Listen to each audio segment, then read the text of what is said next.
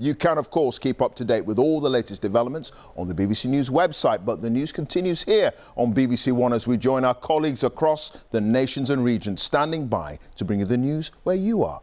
Have a very good evening. Thank you, Clive. Hello and welcome to Friday's Look East. Coming up, the triple murder investigation in Kettering. A community mourns the loss of a nurse and her 2 children. All are in very shock and we can't recover from the sadness that we had, and we are sending prayer to whole family. Spiked by injection on a night out. Sophie's warning to others who are heading out tonight. Meanwhile, we're out on patrol in Luton with the officers trying to keep people safe. And it's Monday, 23rd of April. Good evening and welcome to a new week on Look East. From our first programme to the last, as we broadcast for the final time from the Cambridge studio.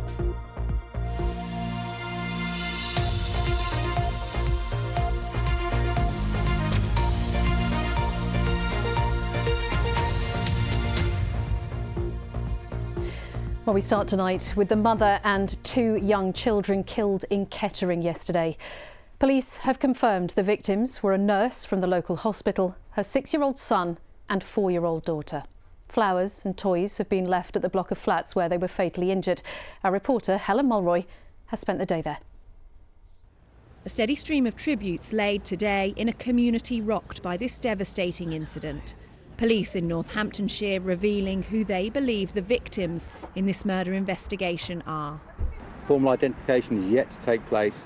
However, the woman is believed to be a 35-year-old woman, Anju Asok, a nurse at Kettering General Hospital, and the 2 children, Jiva Saju, aged 6, and Janvi Saju, aged 4. Among those laying flowers, Anju's colleagues from the Barnwell orthopaedic ward where she worked. Jismi, a close friend, pictured here with Anju and her daughter just a month ago, told us she was a hard-working and compassionate nurse. I'm sending much love and prayers from whole Kettering Hospital and from the on behalf of Barnwell B ward. All are in very shock and we can't recover from the sadness that we had, and we are sending prayer to whole family, and I know it's very difficult for them to recover from this situation. She was very hardworking and I know that she gone from our sight, but she will not gone from our heart. Sandra lives across the street. She used to talk to Anju and the children would play with her dog. She said the whole street has been shaken by this tragedy. They were a lovely family, you know, and the 2 children, they were adorable, and they're just gone. You know, any time's bad, you know, Christmas, but any time's bad, you know. And like I said on my floral tribute, that little word why, you know, it's just a little word, but it's why did they have to go? Why did this have to happen?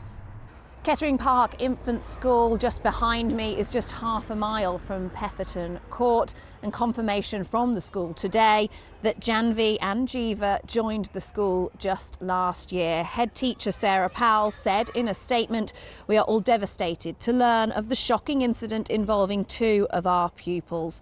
They were delightful and caring children who will be sadly missed." A devastating crime in a quiet suburban area that has shocked so many. And Helen is still in Kettering for us tonight. Helen, what stage is the police investigation at now? Yes, Janine, that murder investigation centred around the ground floor flat here at Petherton Court behind me. It continues. Northamptonshire police say that 52-year-old man that was arrested yesterday remains in custody and continues to be questioned in relation to these deaths. Now, forensic post-mortem examinations were going on today and it said that they will continue tomorrow, and there still remains a police presence here. But as it's got to be said here, the floral tributes alongside me have grown even since this afternoon, and you may be able to glimpse a single candle next to me in memory of a mother and her 2 children. Janine. Helen, thank you. Next tonight, the leader of Cambridgeshire County Council says it is atrocious that Stagecoach East plans to increase bus fares. It comes weeks after huge changes to services in the county. From the 8th of January, it will cost on average 39 pence more for adults to travel by bus on day rider tickets. Stagecoach has apologised but said it's the first increase in over 4 years and it will improve services. Well, on to trains, because train services have been hit today by the start of another 48-hour strike by members of the RMT union.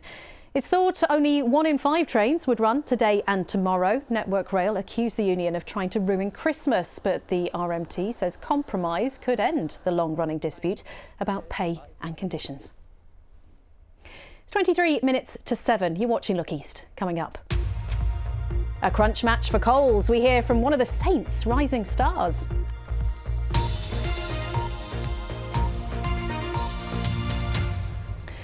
But first, it has been described as a heinous crime, and it's likely that it will happen tonight in our region as people flock to town and city centres for a night out.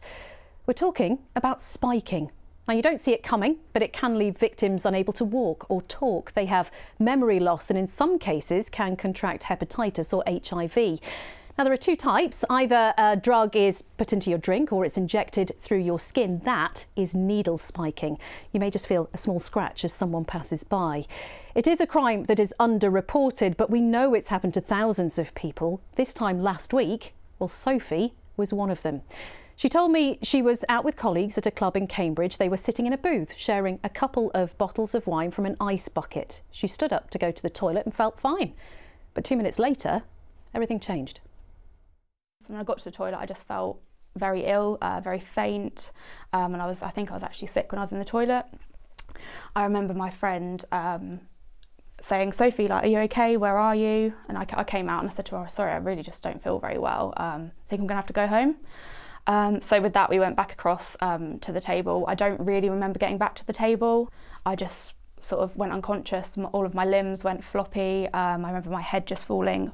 Well, we had a bucket on the table, my head sort of went into that, my arms went down the side of the seat and I just slid onto the floor.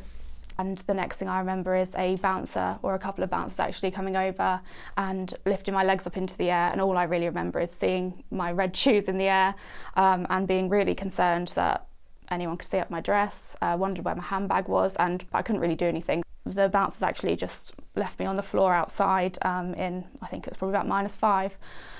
And they said, well, spiking doesn't happen here. It wouldn't happen in our club. She must just be drunk.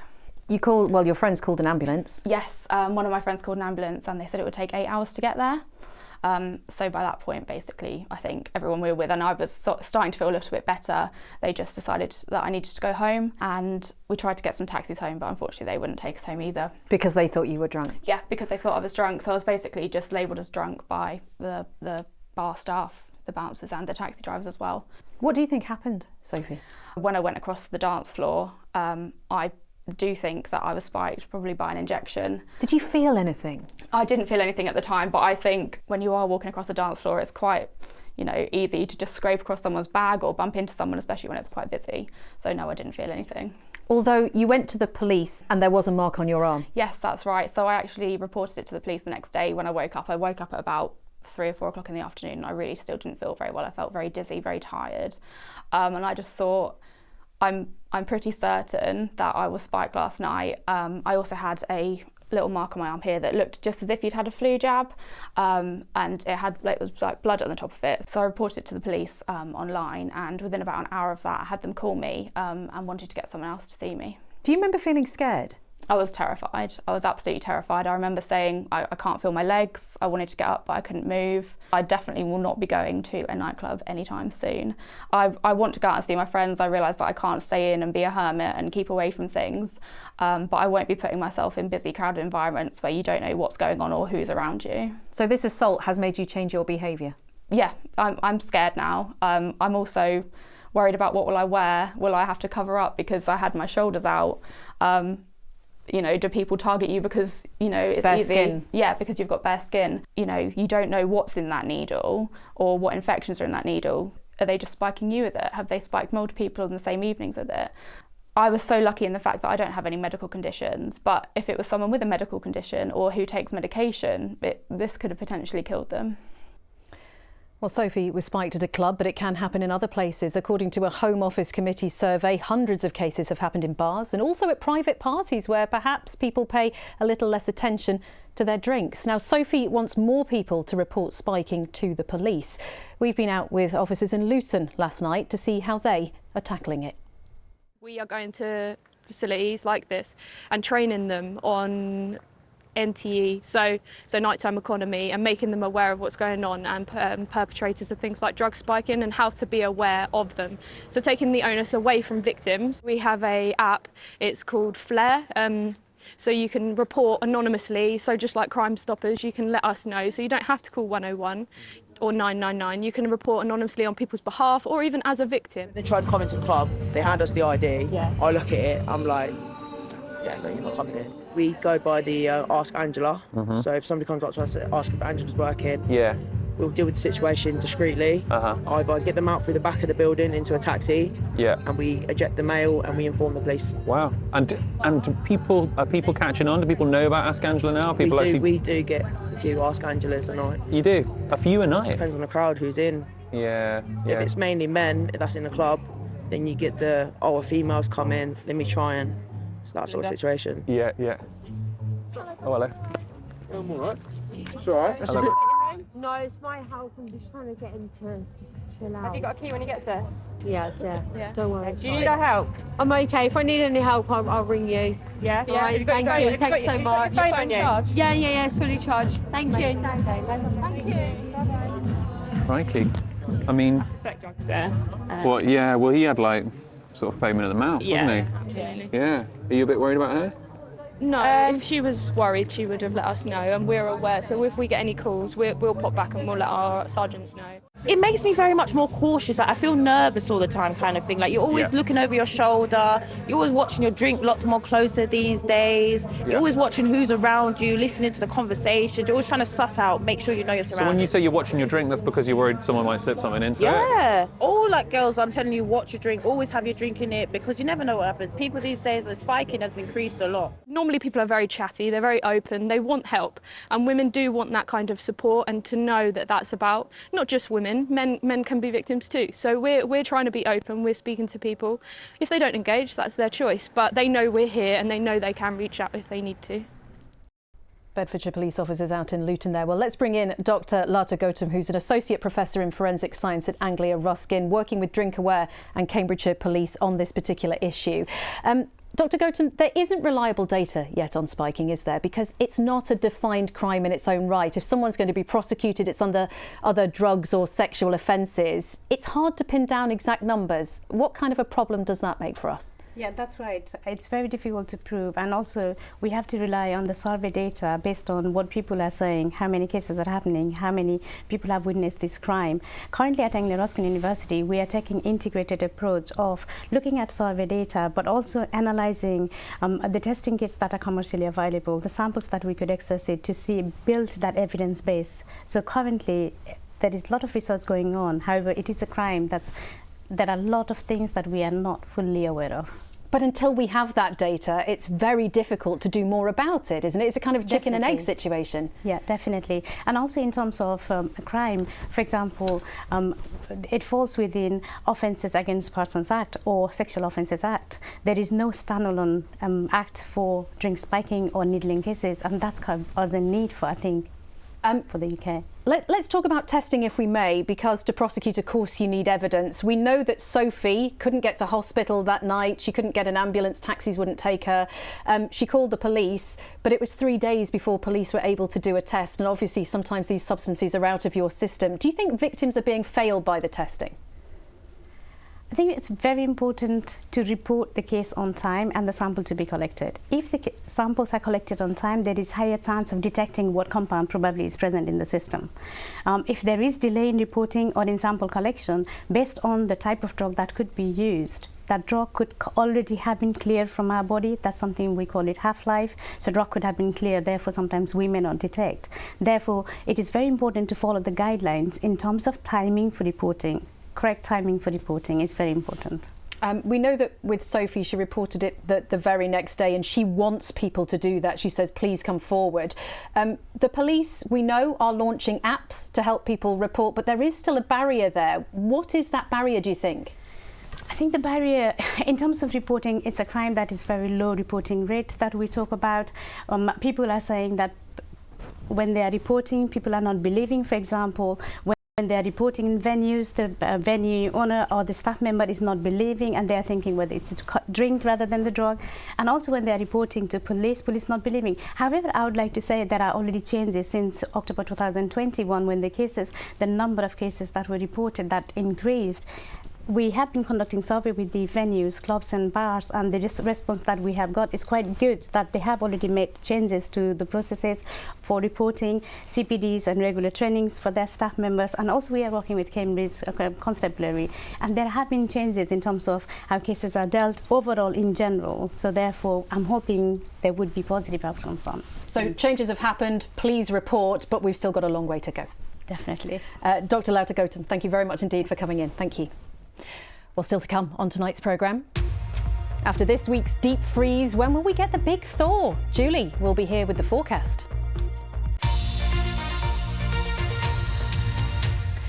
But first, Alex Coles is one of Northampton Saints' rising stars. Brought up in Cambridge, he started his rugby journey playing across East Anglia. Now this autumn, he made his debut for England, and now, well, he is preparing for a crucial Champions Cup game against Munster at a sold-out Franklin's Gardens. Our sports reporter James Burridge has been to see him.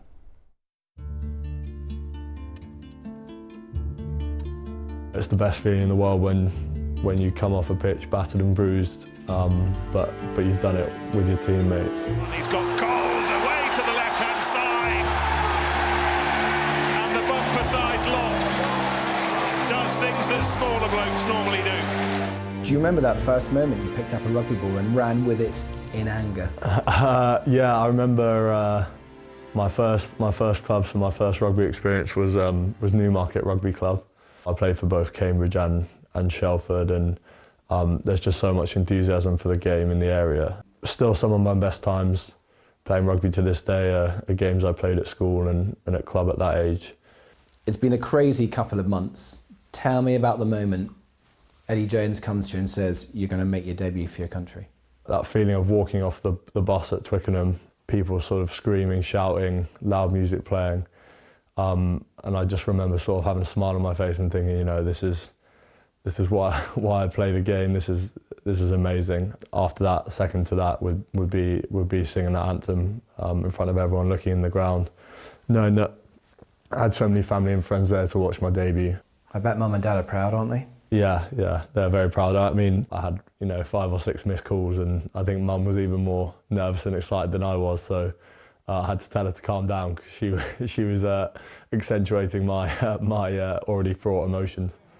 On Sunday, you've got a massive game against Munster. Saints, I think, would accept that they've misfired a bit. They've been inconsistent this season. So how are you going to find the right level of performance to get the 5 points you need against one of the best teams in Europe?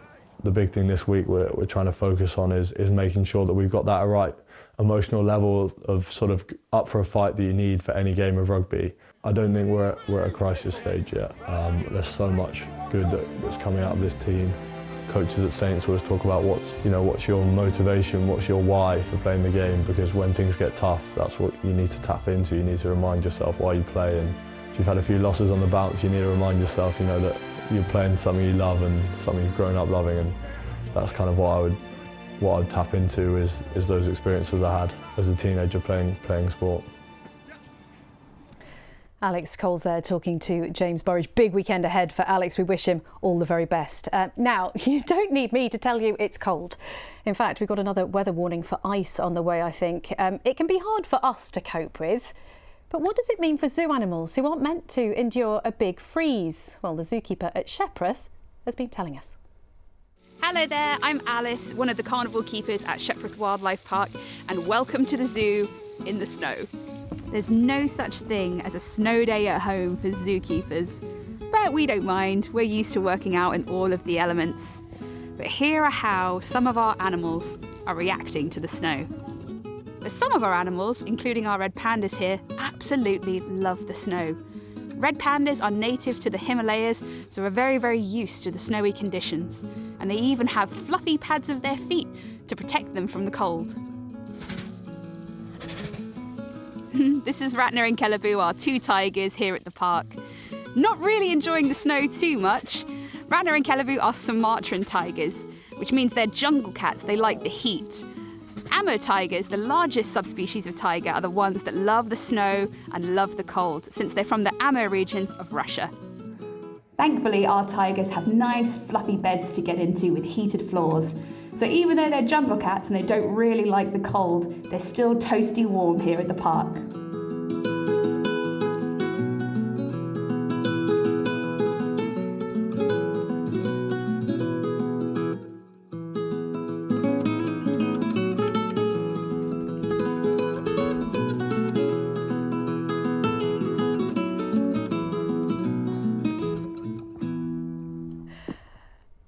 I tell you what, if those lemurs made that snowman, they're onto something good, aren't they? Weren't those tigers amazing too? It's so lovely to see the behind-the-scenes footage there from Shepparton. Thank you so much for that.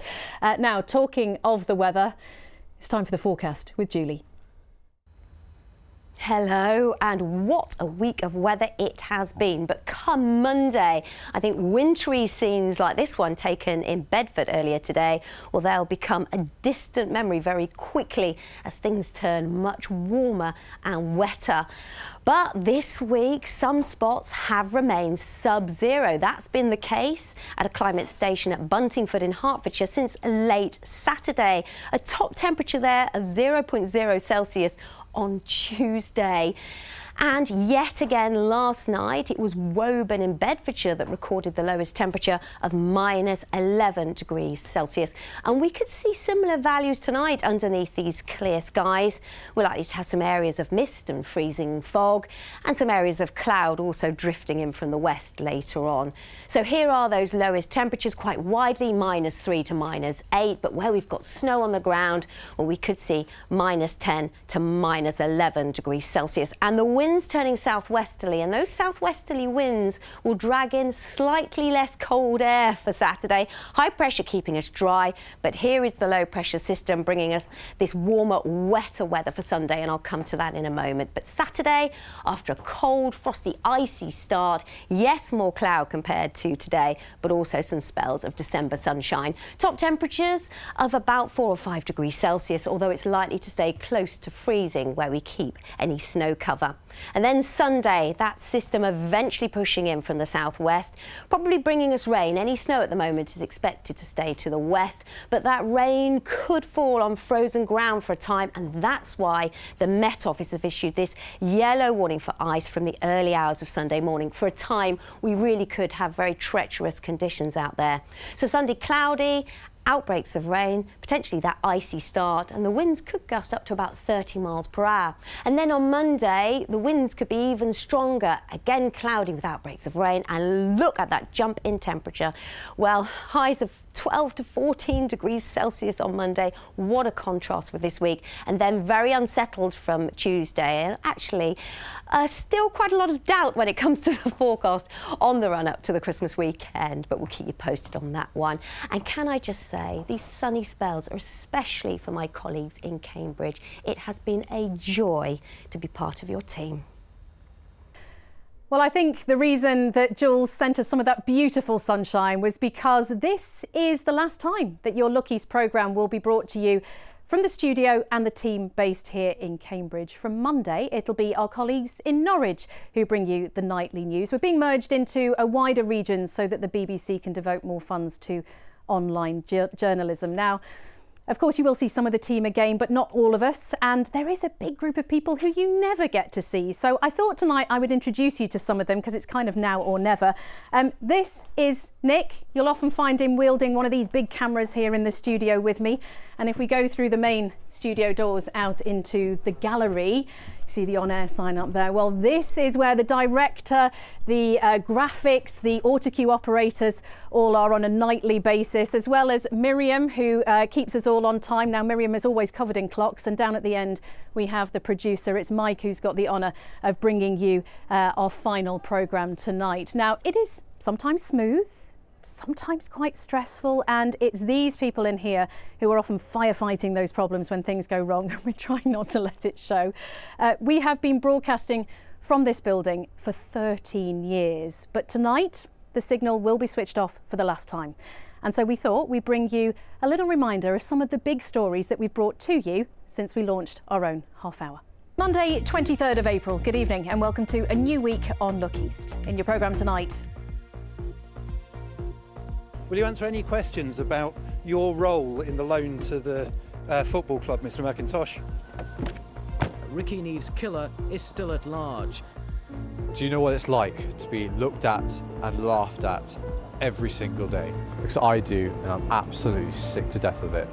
From this evening, I must give the British people a very simple instruction. You must stay at home. Stay home, stay home, stay home, stay home. let's take a look at the results for you then. Here it is, the map of the region going into this election. The lowest inflation rate a couple of days ago in a generation. The incompetence of the local Conservative administration. And the opportunity is huge. How long will it be until we see that? If I was standing here about 6 months ago, then I'd be up to my waist in water. But as you can see, water levels really have dropped. We understand people want to enjoy the weather, but it's just about being sensible. Hooray! Hooray! It's been a bowling alley, it's been a warehouse, but now it is home to the first eco-mosque built anywhere in Europe.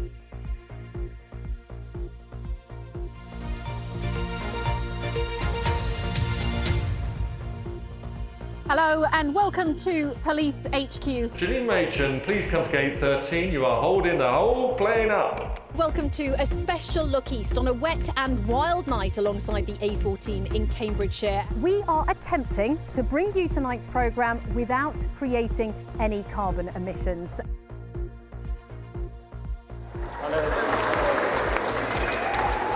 Hi everyone. Took a walk down with my dad and my family just to have a look at it, and it was lovely actually. There were so many people there. The horse racing industry is worth 4 billion. 242 of that is generated here in Newmarket.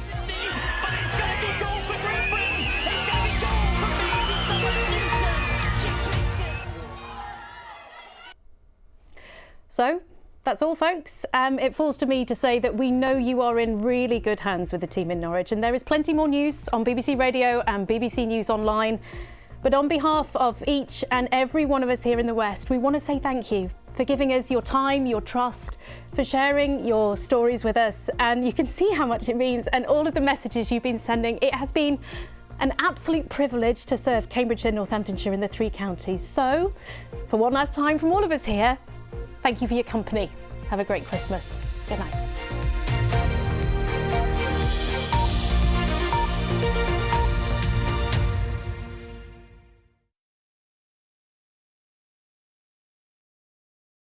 Welcome to the final act. It's his tournament. Is it written in the stars? France in front inside 5 minutes. Made by the master. And they go on to Sunday's final. The FIFA World Cup final. Argentina v France. Sunday from 1:50, live across the BBC. It's Strictly Come Dancing, the final. Helen and Gorka, Hamza and Yavita, Fleur and Vito, Molly and Carlos. Which couple will lift the Glitterball trophy? Gonna be an amazing evening. Strictly Come Dancing, the final, tomorrow at 7:05 on BBC One and iPlayer.